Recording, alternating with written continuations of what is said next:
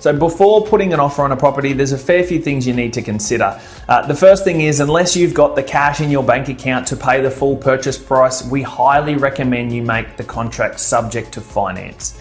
This covers you if anything happens with the finance for any reason, you're not stuck into buying that property. Now, typical terms in Queensland are 14 days for finance and 30 days for settlement as a minimum. Talk to your broker before you put an offer in. Make sure that you're in the position to meet those terms. They can be extended out or negotiated when you first put an offer in on the property, but just be clear and communicate that to the agent that you're dealing with. The next thing is the deposit figure that you put down on a contract needs to come from your cash. All right, the bank won't lend for that initial deposit figure. So ensure you've got that ready and available in your account. That will come off your total deposit.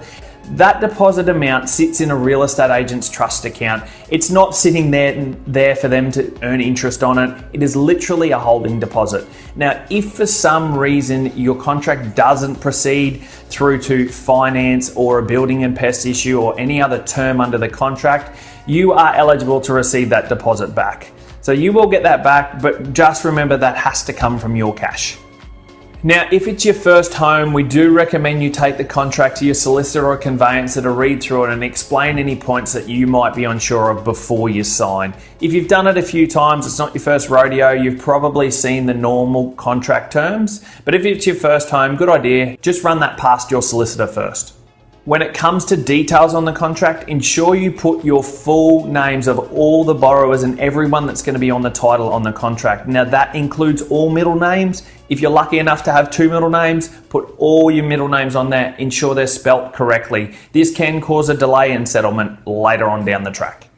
Now, when negotiating on a property, think about more than price. There's more than price when it comes to a contract. So think about longer settlement terms, allowing a rent back period, looking at the furniture or some of the items in the house that you might love that you can use as negotiation with the owner rather than price. So there's a heap of points that you can look at, but think about more than price to make sure that it's a win-win situation and that you get the outcome that you're looking for. Now, lastly, before you put an offer on a property, it's good to know all the ongoing expenses of the property that you're going to get into. So council rates is the first thing to know. Another big thing, especially for North Queensland, is home insurance.